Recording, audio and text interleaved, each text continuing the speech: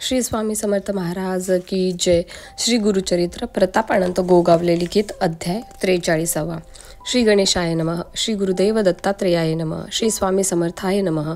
श्री गुरु वदती विप्रासी अनंत व्रतासी भक्तिपूर्वक तेसी आराधिले पूर्वी अनेकांनी धर्मराज पांडवसूत केले त्याने हे व्रत। पुन्हा राज्य मिळाले त्वरित ऐसे असे हे अनंत व्रत। गुरु सांगती द्विजासी राज्य होते पांडवासी द्यूत कर्मी होई कौरवासी राज्य हरवुनी बसले।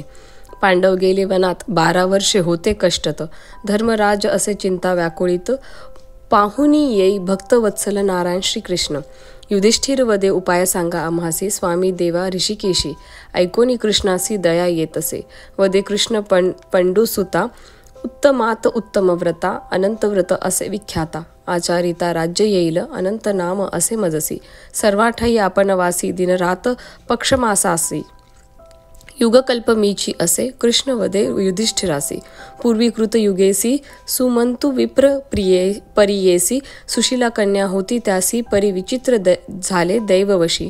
सुमंतु पत्नी पावली पंचत्वासी पत्नी नसता कर्मे होतील कशी म्हणून दुसरी भार्या केली नाम कर्कशी ती कन्येसी वैर करी। पत्नी शांत नसेल ज्याची या घरी अरण्यतासी नाही दुरी। सुमंतू चिंता करी चिंतिता ऐसे एके दिवशी आला तेथे कौंडिन्य ऋषी। वर उत्तम वाटतोसी म्हणून कन्या देतसे रथावरुनी जाता कौंडिन्य सुशीला पाहतसे। स्त्रिया व्रत आचरतीसे सुशीला त्यासी पुसे त्यावदे अनंत व्रत करीतसे सुशीला करुणी व्रतासी अनंत दोरा बांधी हस्तासी।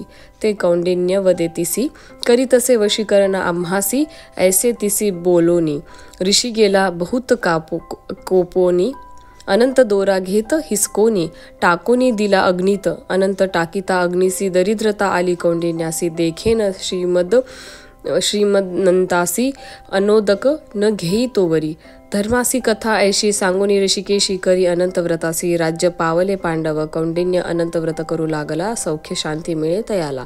म्हणून आचरावे या व्रताला अनंत पुण्य प्राप्त होत असे। इथे श्री स्वामी समर्थ शिष्य प्रतापानंत गोगावले विरचिते सार्थ सारे श्री गुरुचरित्र परमकथा कल्पतोर श्री नरसिंह सरस्वती पाखाने सिद्ध नामधारक संवादे अनंत व्रत कथा नाम 43 ओवी संख्या 777। श्री स्वामी समर्थ महाराज की जय।